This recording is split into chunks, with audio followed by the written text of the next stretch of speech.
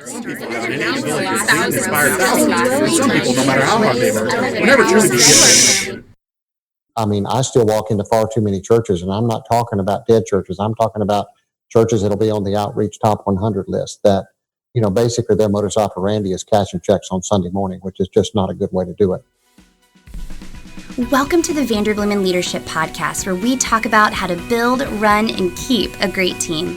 I'm your host, Holly Tate, and on today's episode, William talks with Jim Sheppard, CEO of Generis. Generis helps growing, generous hearts toward God-inspired vision.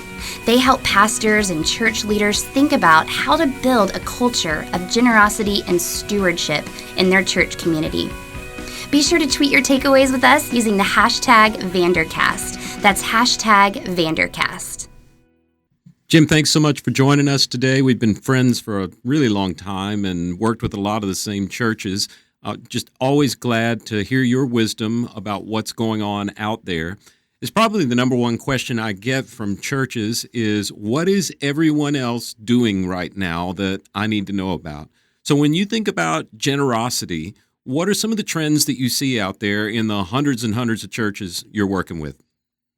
Well, William, thanks again for the invite. It's always good to be with you too. And yeah, we've had a lot of fun working with some of the same churches over the years, watching them with your side deal with staff issues, and then on my side deal with giving and generosity issues. So, yeah, it's interesting kind of watching the landscape right now. I think we've got some things going and some things that are shifting.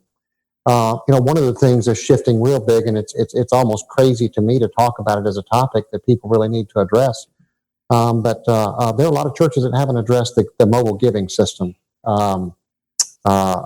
question yet. Lots of churches have, and my point would be that the ones who have addressed it are seeing some very, very robust gains in their giving, especially among young givers. But for me, I still walk into far too many churches, and I'm not talking about dead churches. I'm talking about churches that'll be on the outreach top 100 list that, basically their modus operandi is cashing checks on Sunday morning, which is just not a good way to do it. So mobile giving systems, and I think there's some really good mobile giving systems out there. They're innovative. Some of them are very easy to use. Those are my favorites. And they're getting a lot of adoption among their givers and among the churches. And I think that's one of the things that I see. I think the other thing, too, is just getting beyond this reluctance to talk about money as a spiritual topic in the church. And that's a refreshing thing to see. Churches that are doing that and doing that well are seeing some big changes in the culture of their church and the way that people look at it. It's kind of people will say to me, well, gosh, Jim, I don't know about talking about it. Every time I do that, I get a bunch of emails. And I was like, well, let's talk about that. Maybe it's not just bringing the topic up. Maybe it's the way you're bringing the topic up that's the problem. Because there are lots of churches out there that are being very successful with it. So that's just a couple of things right off the top of my head. That's awesome. Now, we're airing this show close to the beginning of holidays. I know I look outside right now and they're already decorating for Christmas, even though it's 95 degrees. And it's just never too early for the retailers. But pastors need to get ready early too, right? What percentage of annual giving do you see happening toward the end of the year? So great topic to talk about, William, during this time of year, because as much as 30% of giving in churches happens between Thanksgiving and the end of the year. So that's a large percentage of the grand total. Some churches have, a little bit less than that, some a little bit more, but it's a pretty good metric to look at in terms of it. It's a very robust time of the year. So what will happen is, and my guess is, lots of churches are engaged in planning for the musical program, the Christmas Eve service, the outreach that they're going to do around all of the things around Christmas, but they have not yet started thinking about their year-end giving strategy. And will come up and start to think about it way too late. We think it's a topic that you ought to start engaging, by the end of October, early November, and have a strategy in place, a plan, a team, just a full-blown execution to do well in that. And the churches that do that, by the way, William, they see just a very, very significant gains year over year in terms of their year-end giving. Wow. So what would be, I know you guys have a resource out there to help with year-end giving. Can you walk me through what that is and what it looks like? So, yes, we do. We have an ebook that we've just put out, and your listeners can get that by going to generis.com/Vandercast. So that would be Generis, GENERIS.com/Vandercast. and they'll be directed to the download. Pull it down, free download, no obligation from us. We just want them to have that as a resource. So it's really a completely done resource. It's a roadmap from just thinking about it to assembling your team, to thinking about the letters, the communications, the strategies, your social media plan, your email blasts, videos that you might put in to support that, how to take up the offering on Christmas Eve and your other offerings. Do you use envelopes or not use envelopes? By the way, lots of churches still use envelopes, and they're very, very effective. How to put that into your mobile giving systems, how to incorporate it into your online giving system. It's got everything in there. Would you say that the year end of your fiscal year should be December 31st or a different time? Well, you're asking a former CPA and somebody who was CFO of a number of companies a question that probably is going to give a different answer than the typical church person. I like the calendar year as a year end just because it coincides with how givers think. And so there is that particular bent for it. But for me, as a planner, as a strategist, I would rather have December be the middle of my year. So if it were me and I were just running the church, just from a purely financial standpoint, I'd probably run on a July 1st through June 30th fiscal year. I think there's a lot of good reasons to do that. You come out of July 1st and you're really starting your ministry year, and you're getting your ministry year off to a good start. Plus the fact, if I've got a calendar year, fiscal year in, for far too many churches that I'm in, they're counting on that December 10th to 5th to the end of the month giving boost. That's going to balance the books for them.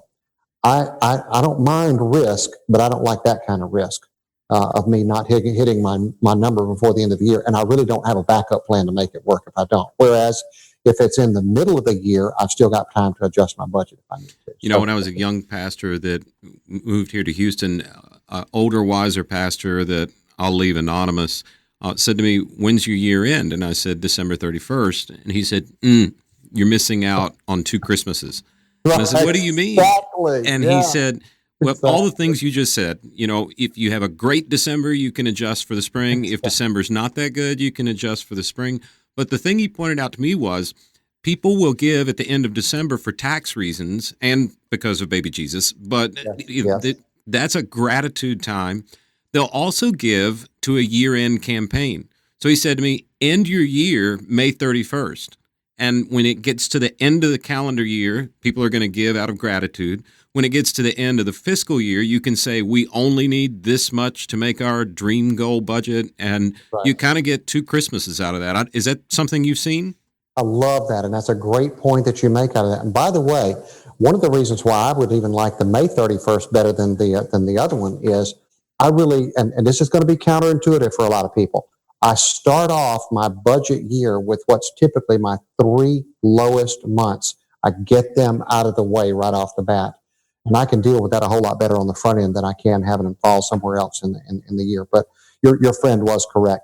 Anytime that you have that, you obviously have the Christmas celebration and all of the giving that comes with that, and then do a year-end celebration as well and a year-end push. I love that idea. When you were a kid, did you eat your vegetables first, Jim? Bro, now we're getting into an area where we have to talk about things that I need to repent of. I not only didn't eat them first. The way our table was set up in the house, William, I actually had a place where I could rake them off the side of my plate, and they fell into the heating and air conditioning vent, which was a problem only if I didn't remember to go clean out the vent, and my mother found them down there. Steamed vegetables, I guess, or chilled vegetables, depending on what time of year. But no, I didn't do that. I'd rather eat the dessert first. Get the bad stuff out of the way first. Yeah, well, I did actually. I did get the bad stuff out of the way, and then, my mother also made these great cakes, so I knew if I would eat all those great vegetables, which I really didn't want, I'd just kind of get it out of the way because my mom had a cake. Yes. I grew up in a Southern household, so my mother's homemade banana pudding, bro, you'd eat large quantities of vegetables just to get to her banana pudding. We're way off the topic of generosity, but I gotta go down the rabbit trail for just a little bit. Somebody can get a sermon illustration. My grandmother made Mississippi mud pie. You would, oh my gosh, you would kill for that, right? Yeah. She came over one day when the only person there was my 9-year-old brother, and she brought 2 Mississippi mud pies over that she'd made for us, and just, here you go. And Brian said, thank you so much. And then at dinner that night, Mom said, your Nana made a Mississippi mud pie for you. And we were all so excited that she'd brought us this one Mississippi mud pie.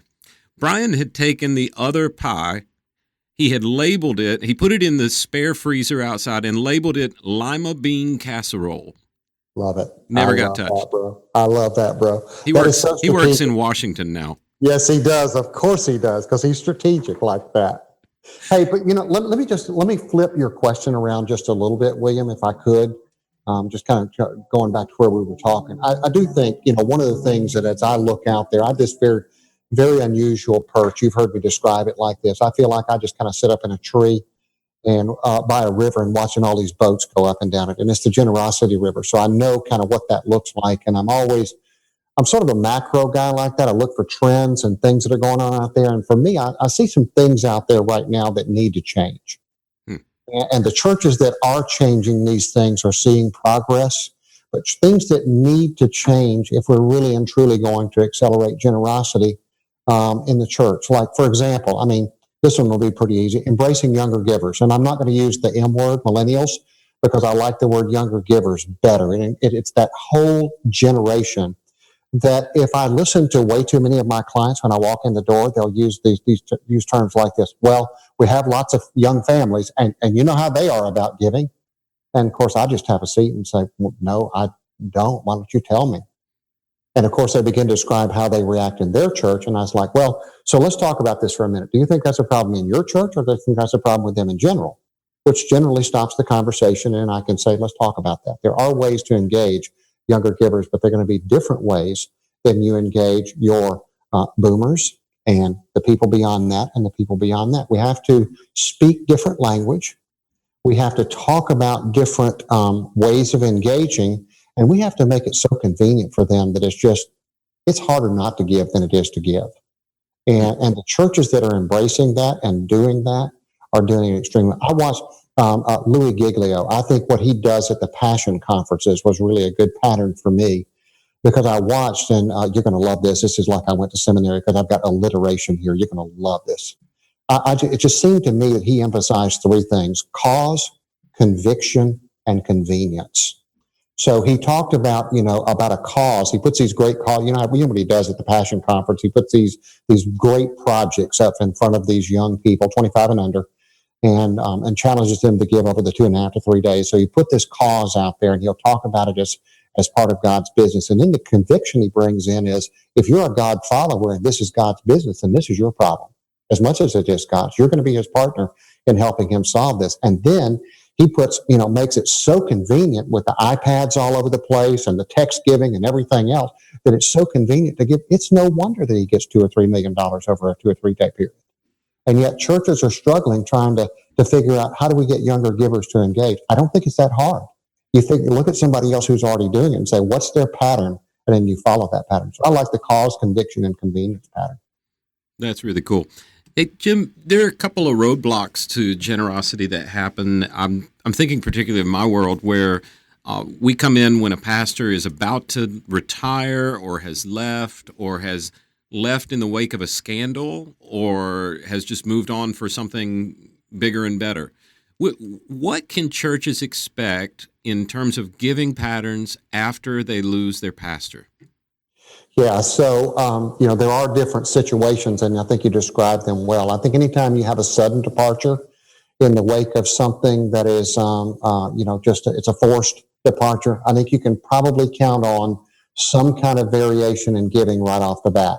Now, the extent to which the church kind of gets itself together and addresses the issue and rallies its people will probably determine how much of that decrease happens or doesn't happen. If it were me, by the way, William, and I was the executive pastor and my senior pastor had been forced out, one of the first things I would do, I'm just going to be very strategic. I'm going to get the names of my top 100 givers, and I'm going to get a team, and we're going to reach out and we're going to talk to them one-on-one immediately and just say, hey, look, you love your church. Please don't leave your church in a time of crisis. If you love your church, this would be a great time for you to really support your church and really stick behind her. Nothing has changed. Nothing has changed about who we are. It's just changed our leader. And so we're asking you to stick with us. Now, obviously you can't go into a lot of the deep and dirty details, but you are just taking them one-on-one. My guess is for most of the clients that I've advised on that, they've held it together a lot better than the ones who haven't. I don't have, a wealth of data to give to you there. The departures that are coming, so planned succession, a lot easier to manage there, because what you're doing is you and you know this better than I do. You're on a ramp. You're on a process that at some point in time there is a departure, and you want to make sure that the people who are in the loop, your leaders, your influencers, all of those people are well bought into it. If you do that, not only will giving stay intact, in some cases I've seen churches do a little bit better, just because people say, hey, I got to help my church. I love my church and I want to see my church. I'm ready for my new leader, and we want to get off to a strong start even before he comes in here and starts with us. So I think just addressing those issues overtly as opposed to just hoping they'll work out, which is, as you know, is a pretty common theme among everything that I talk about. Hope is not a strategy. You have to have a real strategy to deal with these things. And then if it's really bad, giving might go up when the pastor leaves. Well, I wouldn't even talk about those situations. You do have some leaders that folks would pay extra to see them go away. And as you know, in pastoral succession, in every, whether it's forced or unforced, there's two kinds of people, right, William? There's the people who leave because the pastor left, and there's the people that show back up because the pastor left, right? You and I both know that. Absolutely. So, Jim, what would be your opinion? I know smart, godly people who have very different opinions on the question of, should the pastor know who gives what? You just want to hear me talk about this, don't you? So, that's what we would call a hot potato out in my world. And among godly men and women in the church, you would find some divergence of opinion. And I don't know that it's possible to say that anybody's right and anybody's wrong about that. Our position is that the pastor should know, and that there's nothing wrong with the pastor knowing. I know there's all kinds of people who are going to take me to some kind of a biblical teaching or whatnot. I would just say, let's look at those for what they really are. I don't pretend to be a biblical scholar, but I don't think those verses say what we think they say about the pastor knowing or not knowing what people give. The number one thing that I hear people say is, well, I don't want the pastor paying favorites to the people who give a lot. Of the pastors that I know who do have access to all the numbers, I will tell you that they struggle a lot more with the people that they know who are successful who don't give than with the people who do give.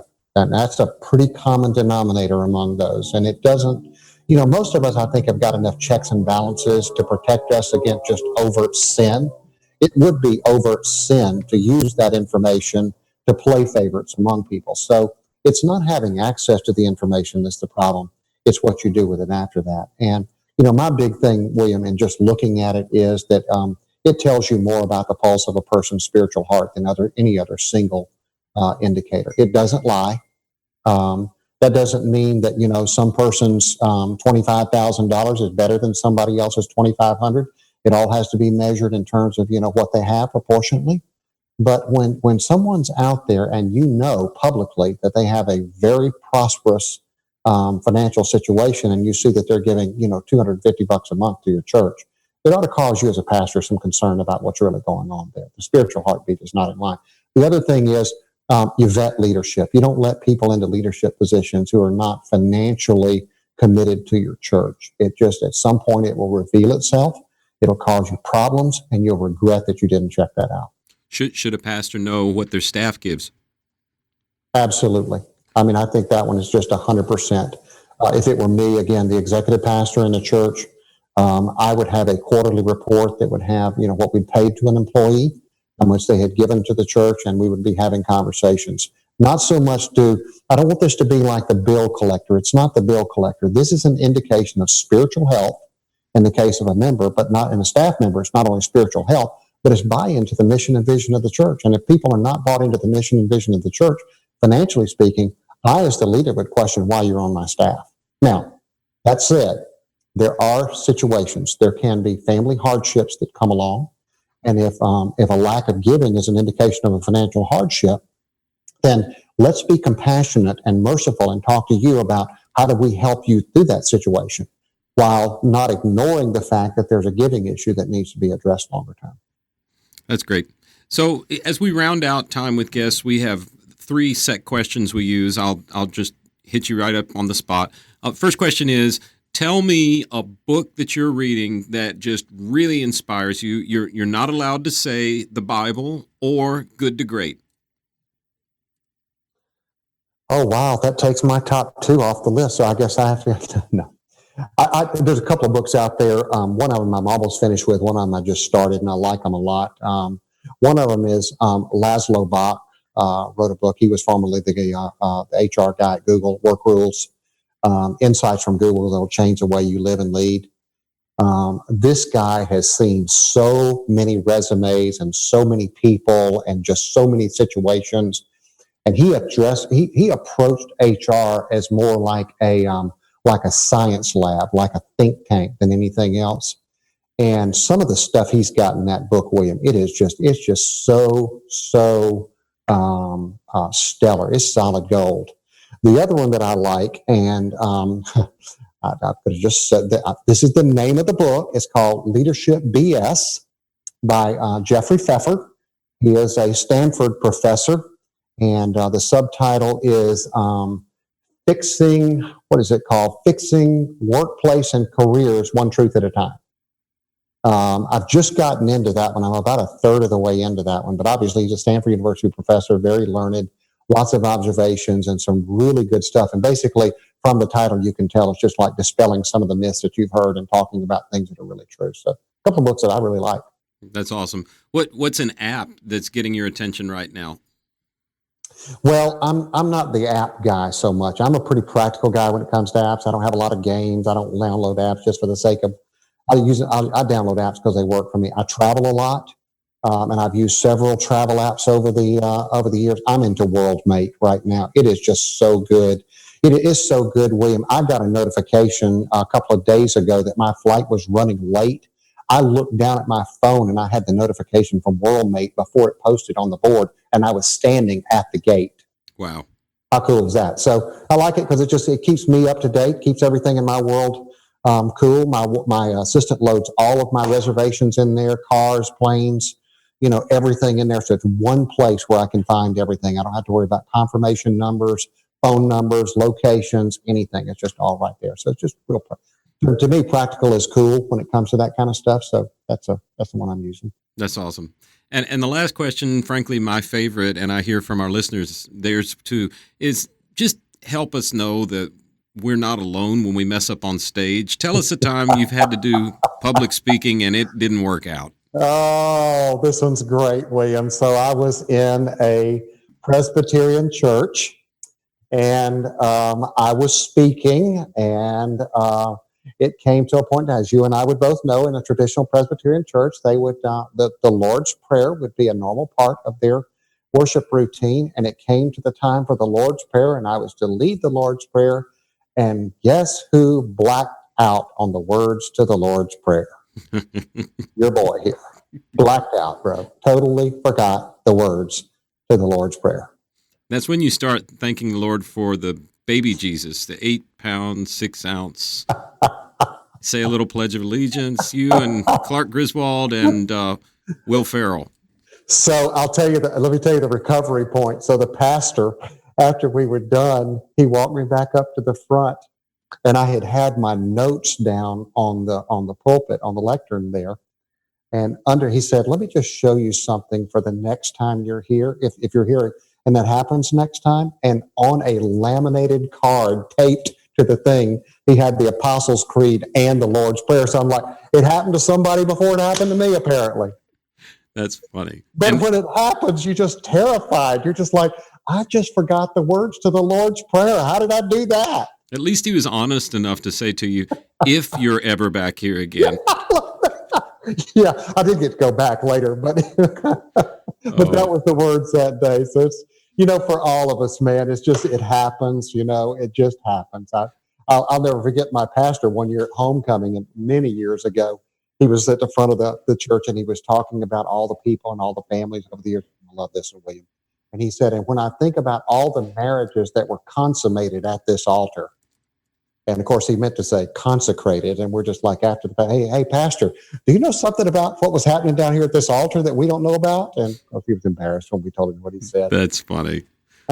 Jim, thanks so much for joining us today. This is really helpful. And you can download that tool for year-end giving. And Holly will be sending you the links to that. You can also go to generis.com/Vandercast. Yes, Thanks sir. again, Jim. Thanks for having us on here. Really enjoyed the time together. Thanks for listening to today's podcast. A friendly reminder to go to generis.com/Vandercast. That's Generis, GENERIS.com/Vandercast to download your free ebook about your year-end giving guide.